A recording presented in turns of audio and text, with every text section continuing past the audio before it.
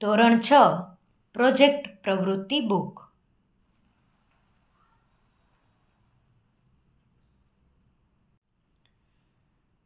પાના number 32. Project પ્રવૃત્તિ 12 મારી વાર્તા. આપના ગામમાં, ઘરમાં, આજુબાજુ પડોશમાં અને મિત્રો દ્વારા તમે બાળપણથી વાર્તાઓ સાંભળી જ હશે. આ પ્રકારની વાર્તાઓ હજી પણ માતા પિતા, દાદા દાદીના મુખે કહેવાતી જ હશે. આવી સ્થાનિક વાર્તાઓ જે શાળાના પુસ્તકોમાં ન હોય અને સ્થાનિક બોલીમાં જે રીતે સાંભળી હોય તે આપને યાદ જ હશે. આવી તમે તમારા ઘરમાં કે ગામમાં સાંભળેલી સ્થાનિક બોલીની વાર્તા નીચેના ભાગમાં લખો. કાલ્પનિક વાર્તા છે. વાર્તાનું નામ છે સોનબાઈ અને બગલો. કોની પાસેથી સાંભળી? નાનીમા પાસેથી. એક હતી સોનબાઈ. સોનબાઈ તેમની બહેનપણીઓ સાથે પાણી ભરવા ગઈ. તેની બધી બહેનપણીઓ પાણી ભરીને ચાલી જાય છે, પરંતુ સોનબાઈ પાણી ભરી શકતા નથી. કેમ કે સોનબાઈ માટલું ઉપાડવા ખૂબ કોશિશ કરે છે, પણ માટલું ઉપાડી શકતા નથી. ત્યાં એક બગલો આવે છે. સોનબાઈ કહે, બગલા બગલા, આ પાણી મને ઉપડાવને. બગલો કહે, તું મારી સાથે લગ્ન કરે તો હું તને પાણી ઉપડાવું. સોનબાઈએ હા પાડી. બગલાએ પાણી ઉપડાવવામાં મદદ કરી. સોનબાઈ પાણી ભરીને ઘરે આવ્યા. બગલો પણ તેની પાછળ પાછળ ઘરે આવ્યો. ઘરે આવી સોનબાઈએ તેની માતાને બધી વાત કરી.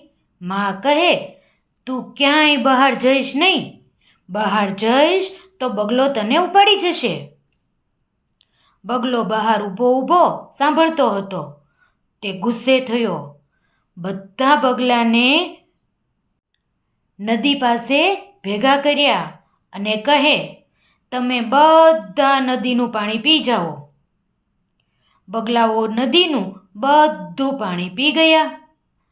ગામના માણસો, પ્રાણીઓ તરસ્યા રહ્યા.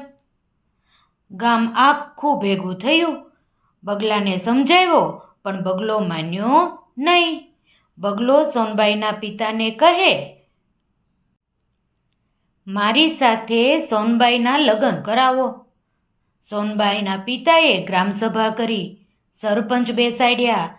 બગલાને સમજાવ્યું કે લગ્ન શક્ય નથી, બીજી વાત કરો. બગલો કહે, ગામ લોકો, તમે મારા બીજા મિત્રોને દરરોજ દાણા ખાવા નાખશો? બધાએ તેની વાત માની લીધી. બધા જ બગલાએ પોતાની ચાંચમાંથી પાણી બહાર કાઢ્યું અને નદીમાં પાણી ભરાઈ ગયું. બધા ખૂબ જ રાજી થયા.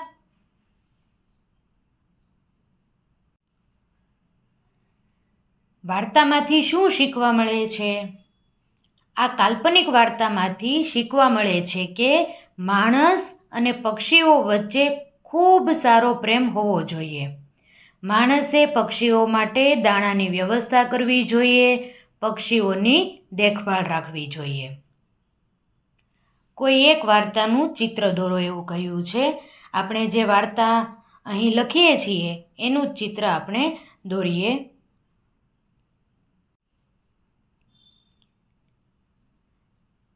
મેં પેનથી વાર્તાનું ચિત્ર દોર્યું છે. તમારે પેન્સિલથી વ્યવસ્થિત રીતે ચિત્ર દોરવાનું છે. અહીં તમે જોઈ શકો છો, નદી જાય છે, સોનબાઈ ઊભા છે, બાજુમાં બગલો છે, વૃક્ષ છે અને અહીં બાજુમાં પાણીનું માટલું પણ છે. નદી કિનારે જ્યારે સોનબાઈ પાણી ભરવા ગયા હતા તેનું ચિત્ર આપણે અહીં દોરેલું છે. તમારે પણ આ સરસ મજાનું ચિત્ર દોરવાનું છે.